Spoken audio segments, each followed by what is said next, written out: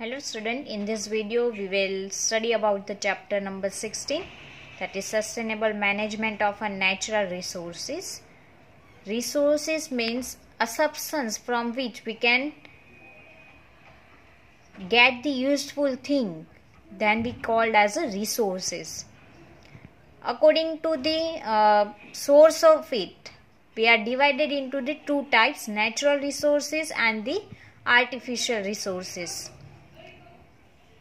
The resources which is found in environment naturally, then we consider as a natural resources. For example, air, water. So this kind of resources which is found in a nature naturally, so we consider as a natural resources. As we know that these all resources are very useful for the mankind, but we have to use it very carefully, very judiciously. Otherwise, it will be depleted. Otherwise, it will be polluted. So, for the conserve of that natural resources, we have to manage it proper. In this chapter, we will cover the topic that is natural resources, pollution of the river Ganga, methods of reducing pressures on the environment, forest and the wildlife, sustainable management, wildlife and its management, water for all, dams, water harvesting, watershed management, and the coal and petroleum. Now let's start with the natural resources first. In the natural resources, it includes the total natural environment. In that all the things are covered, like plants, animals, soil, minerals, all the things covered, which is useful for the man, which is useful for the human. So these all the things we consider as a natural resources. They are actually a stock of the nature. We can use it, such as water. As we know that the water is useful for the plant, we are using as for a bathing, washing, etc. Same like a soil is useful for the plants. In the presence of the soil only the plants can be grow, and if the plant is grow, then we are survive, because we are eating and we get nutrition from it. Same like minerals and the coals, which is very useful for the energy source, and by which most of the industries are work. A forest, as we see that the forest is a main source of the medicine or a medical purpose. Other things, it is a provide a shelter to the many animals. It is also help to the bring a rain. So these all are the natural resources, very useful. But due to the increasing pollution and the technological development, our natural resources are getting polluted and depleted. The main reason which is faced by the natural resources, that is of pollution, because the pollution is a main cause of the depletion of the natural resources. Now let's see what is the pollution. The pollution is the undesirable change in the physical, chemical and the biological characteristic of the soil, water and the air, and which is very harmful for all the human as well as all the organism of the earth. So we consider as a pollution. If anything which is undesirable and which is polluted the soil, then we consider as a soil pollution. Same like anything which is undesirable which is present into the water, then we consider as a water pollution. Same like the air. If in the air some undesirable or unwanted things which is cause the toxic effect which is present into the air, then we consider as a air pollution. Here you can see in the figure that in the water there is a lots of waste or garbage are there. It is ultimately cause the water pollution. Here in the water body, you can say it is a very polluted. Here you can see the lots of garbage, lots of plastic is there which is non-biodegradable, which is a sustain a longer period of time as it is, because it is not decomposed and it is a not pure water, and by that's why you are not able to use it again. It is a totally become a polluted, so it is a useless, and it is also cause the very harmful and the toxic effect to the aquatic animal too. So there is an immediate need to take a proper care and the management of the natural resources to sustain them and the conserve our environment for the sustainable development. There are international law and some organizers really taken steps to conserve the natural resources, or also government make some different acts which is working towards the protection of our environment.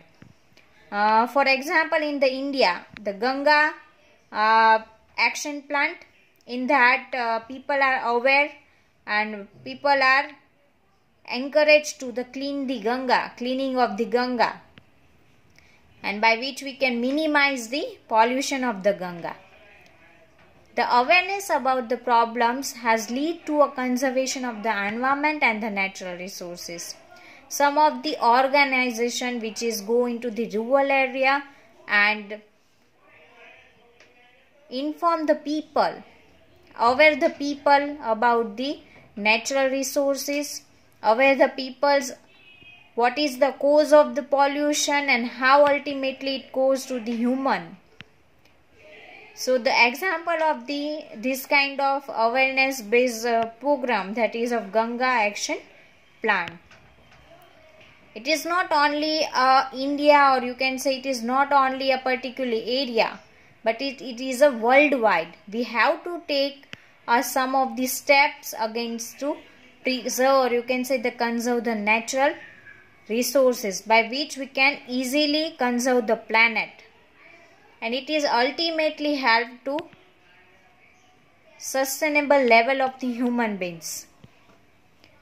As we see in the Ganga is a very polluted river of the India, because as you know that Ganga is the holiest river.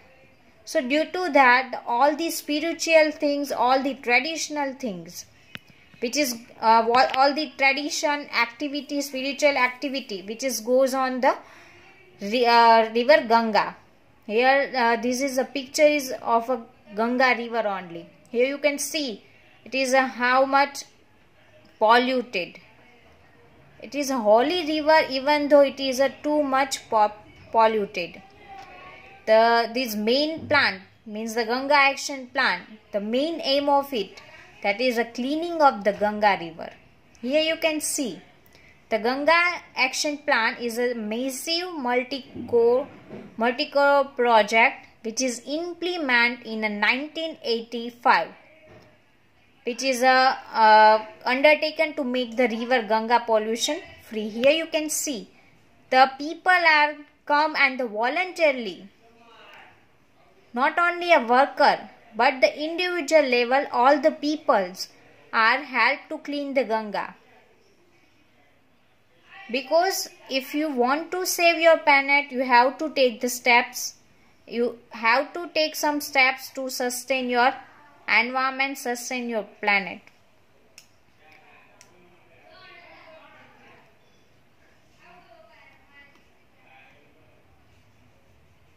The Ganga action plan. The main aim of the Ganga action plan is, as it came into the notice, that due to the continuous dumping of the waste into the Ganga, the major bacteria which is found in the Ganga river, that is of coliform, and due to this kind of pollution, it is increase in tremendous rate. So this bacteria is otherwise found in only human intestine, but due to the pollution, it is also found into the Ganga water. This has to lead to a pollution in a Ganga, as people use the Ganga rivers for the water, for the bathing, washing clothes and the many other activities too. and which is affect the pH of the water. So we cannot use for the drinking. It is not become a potable. Now, method of reducing the pressure on the environment. For that we can use the reduce, reuse and the recycle. That is called the 3Rs. But now in the book you also study about the 5Rs. First of all, we see about the reduce. The reduce means the use lesser. It means a use a lesser natural resources, like a switch off the electric appliance when not needed. Means you have to preserve it. For example, switch off the electric appliance if you are not needed.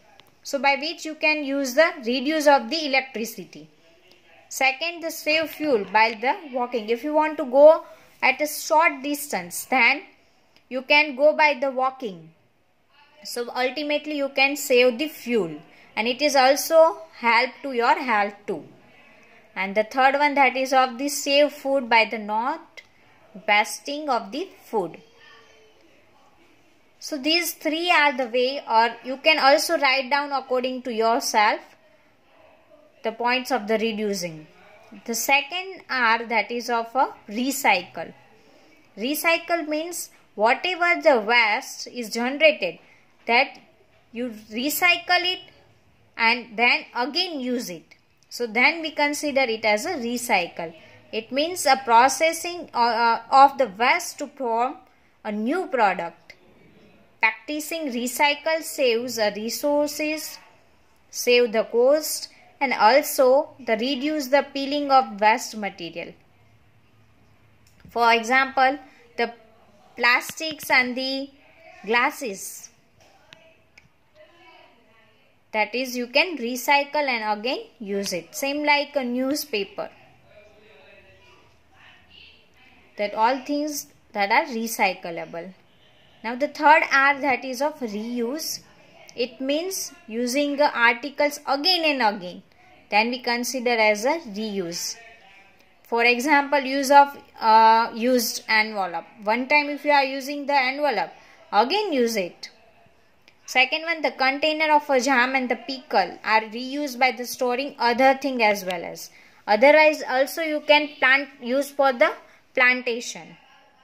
Use the cloth bag instead of using a polythene, so you can easily reuse. Now the first question, why do we need to manage our resources? What is the need to manage our resources? If we are not managed, then what happen? We need to manage our resources because everything whatever we consume, that is all the obtained from the resources which is present on the earth, and they have to be carefully handled as the natural resources are limited in quantity, and the management ensure the availability of these resources always today for us. We have to give our future generation too. Now the next topic, that is of forest and the wildlife. See, the forest, you can see the lots of biodiversity. What is the meaning of biodiversity?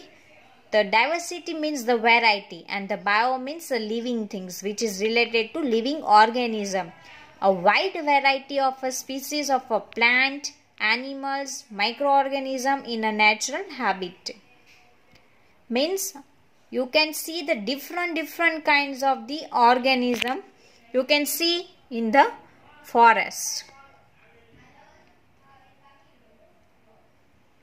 These forests are also our natural resources and need to be conserved, as well as they are a habitat for the wildlife. As we see that the forest which is provide a shelter to the many wildlife. So the lots of species are exist into the wildlife. But what are the problems are facing, by which we can see here we already see that the lots of variety of the species which is present into the forest, but due to the depletion of the forest, or you can say due to the cutting down of the tree, the lots of problem is arise. And forest, which is also a natural resources, and for conservation it is very useful because it is contain a very kinds of the living organism, or you can say it is a source of a biodiversity. Now let's see what is the stakeholder. Stakeholder means they are a person and the parties who have a binding interest, means who are looking after all the forest. The stakeholders are, maybe it is a local people, means they are live surrounding the forest and which is a depend on the forest product. The another one, that is a forest department, which is a regulated by the government. So a government body which is look after the forest. The third one, that is of industrialist, means they are using the forest material as a raw material for the industry. Same like the next, that is of wildlife and the natural enthusiastic, means who have a aim to conserve the nature, so who need to conserve forest. So the stakeholders is a basic people, means the local, the forest department, industrialists, and the wild and the natural enthusiasts. These all the people we consider as a stakeholder. The sustainable development means it is a controlling the use of resources in a such a way that it has an equitable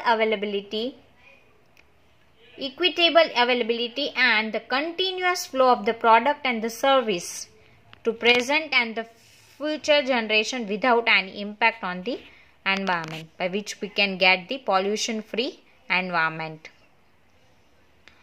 Let's study about the Chipko Andolan. Chipko Andolan, it is one kind of act which is done by the rural people which is live in the village Grahwal. It was initiated in the Tehri village Grahwal. The people of this area which is realize the importance of the forest because they all are depend on it, and they decided to not to give product to people from the other areas. So they stood and they hugged the trees to the protect the against in the cuttings of the tree. Here you can see in the figure, they are literally hugged to tree, so the other people cannot cut it out. Soon it is spread to a nearby areas, and they also started the protest against a cutting of the tree. So this Andolan, or you can say this act, is known as a Chipko Andolan. In this topic, the many time one question is asked that the Chipko Andolan is taken out by the local people of dash village. So the answer is a Tehri village Grahwal. So from this village the Chipko Andolan came. Now what is the wildlife? Wildlife means it refers to a living beings to comprising of animals, plant and the microorganism which is found in a natural habit, which are neither cultivated or domesticated. Here you can see in the figure, these all the organism which is considered as a wildlife. The wildlife which is also threatened because it is over exploiting, and also there is a lots of human activities interference. Which are the threats? The first one, that is of a habitat destruction. Second one, that is of over exploitation, and the third one, that is of hunting. Habitat destruction means, for example, if we are construct the dam at the particular area where is lots of biodiversity which is habitat there, but due to the construction of the dam this habitat destruct. The second one, that is of over explosion. As we know that due to the lots of migration of the people from the village to city, so the over exploitation is occur.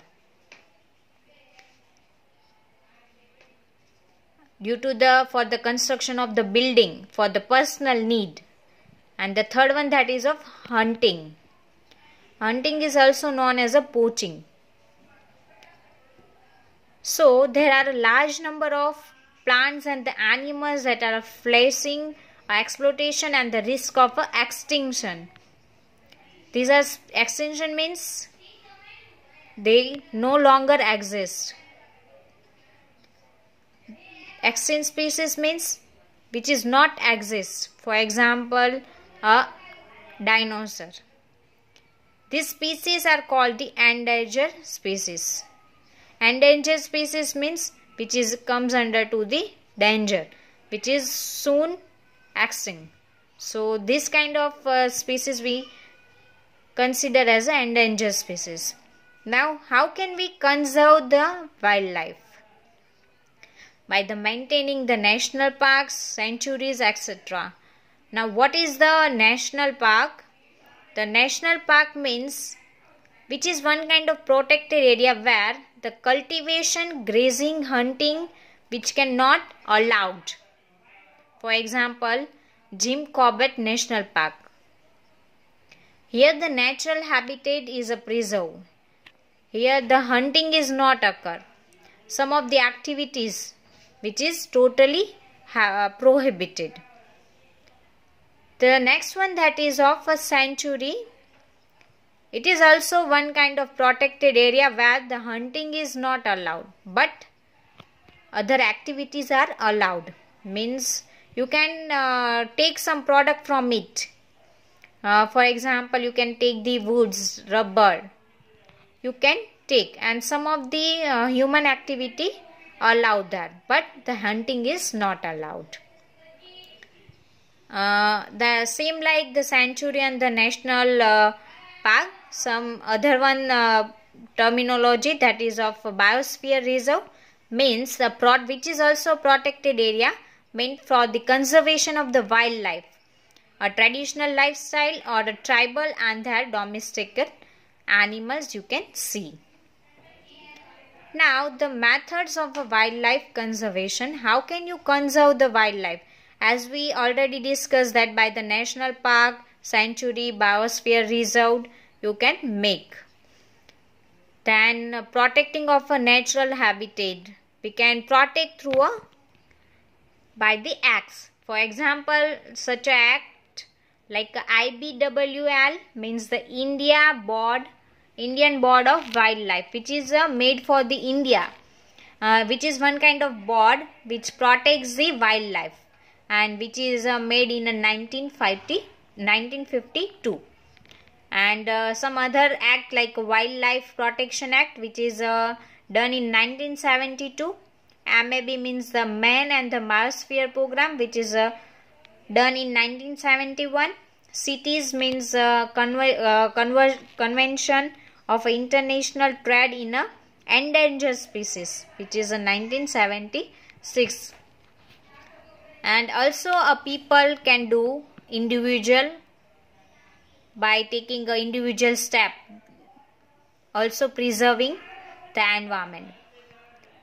Now the next very useful natural resources, that is of water, because as we know it is very important for all of us. It is not only required for the drinking, but it is also useful for the bathing, washing, irrigation, and for the industry too. It is also used for the construction of the building work and the disposal of the sewage. And the consumption of the water has increased. Villagers require just 250 of water in the day, but urban travel require at least 350 to 700 liter of the water in a day. Here you can see there is a lots of requirement of the water in urban area. These whatever the reason due to which we fail to sustain underwater availability. The first one, that is of a loss of the vegetation. As we know that due to the deforestation, you can say, we can say that we don't have that much cultivated soil which can hold the soil. The diversion for the high water demanding crops. We have some of the crops which is need the high water demanding, and the pollution from the industry, it's also influence and the urban waste. Now the next one, that is of a dam.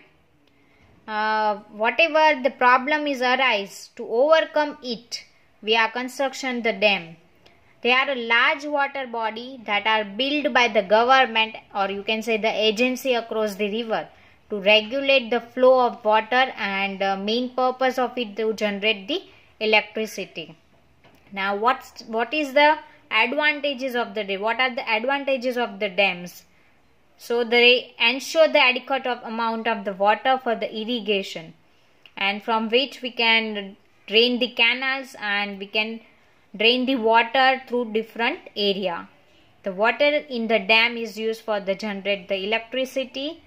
As we see that the electricity is very important. They ensure the interrupt water supply. Whenever you want, you can get the water from the dams.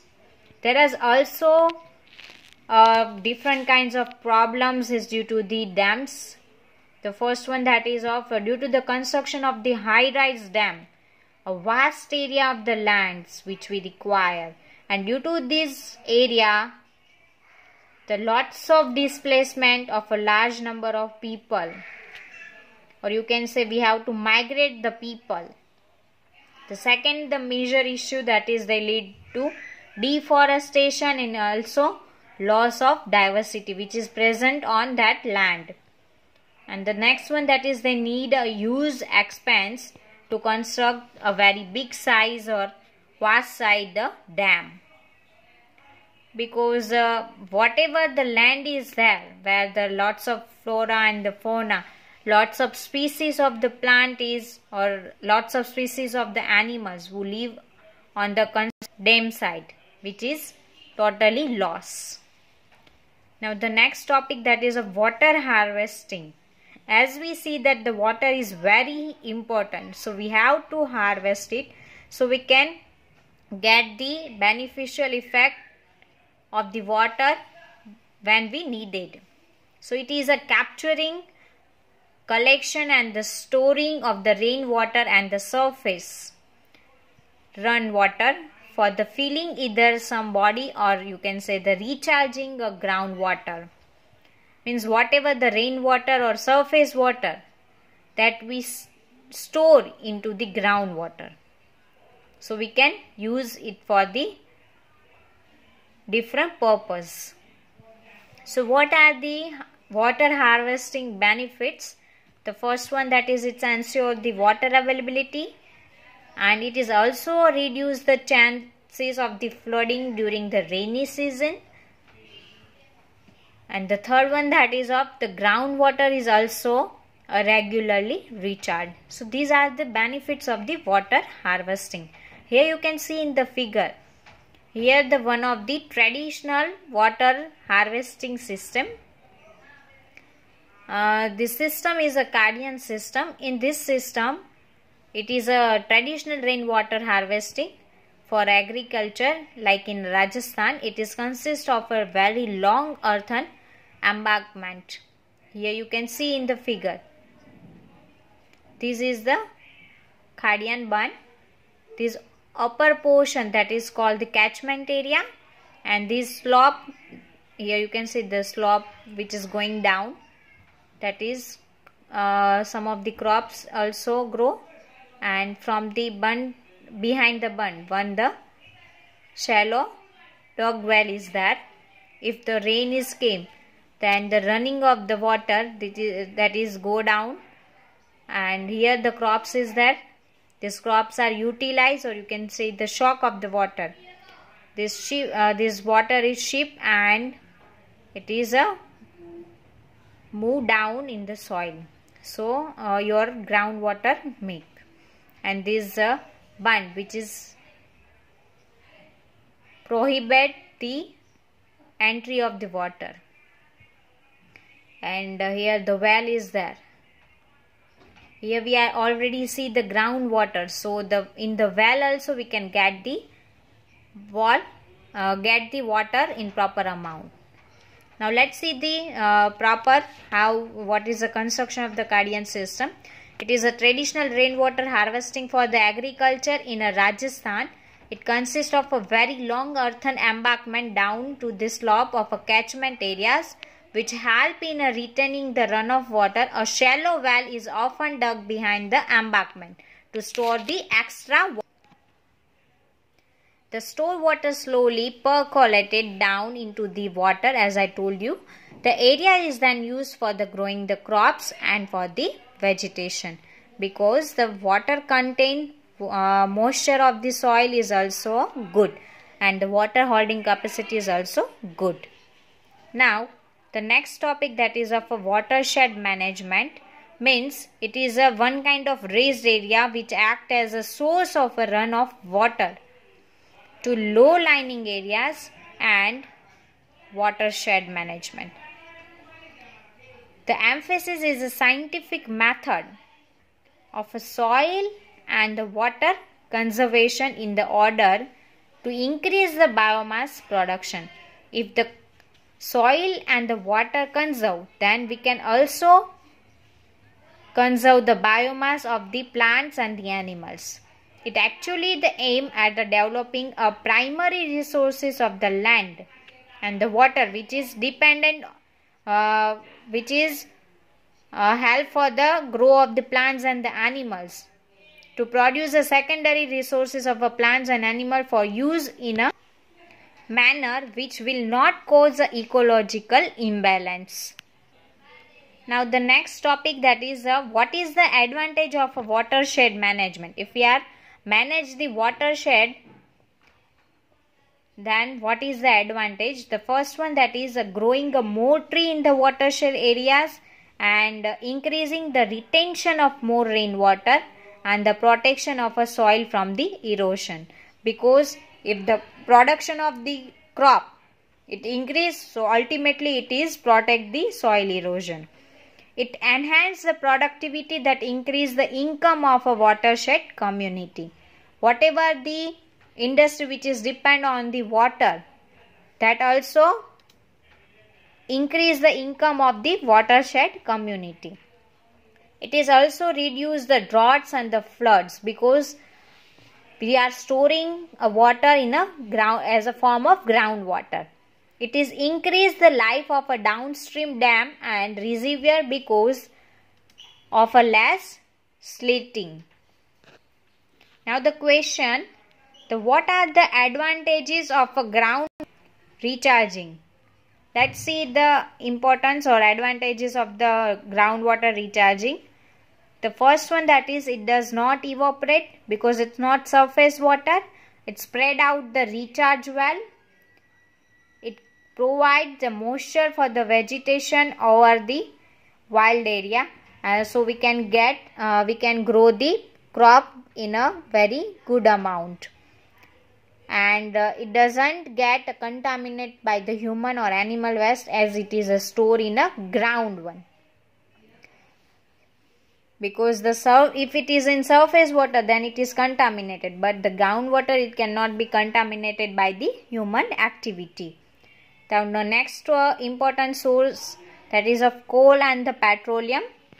As we study these things in a previous chapter, they both forms our fossil fuels, and as we know, they require much time to get replenished. So it's judicious use which is recommended in order to save it for the future generation too. So we have to use it judiciously. Now let's see the question answer of this chapter. The first question, that is of name two factors that can be used to find whether the river water has been contaminated or not. The A, that is the answer, that is of the presence of coliform bacteria, whether presented or not, by which we can get the idea that water is contaminated or not. This answer we already see into the Ganga's action plan. Another question, that how does the increasing demand for the adversely affect the environment? See, due to the increasing demand, we are exploiting the natural resources, mainly the fossil fuel, and which is also cause air pollution and affect to the environment. The another question, the name the dam on the river Narmada whose height the government want to raise the dam is a Sardar Sarovar Dam. Another question, the list two advantage associated with the water harvesting at community level. See, the recharging of the well, which is increase the level of the groundwater, the water can be stored and can be useful in a water scarcity. Next question, write the use of coal and the petroleum products. The coal is a fuel used for the fuel in the home and also used for the thermal plants, whereas the petroleum products are used as a fuel in a vehicle.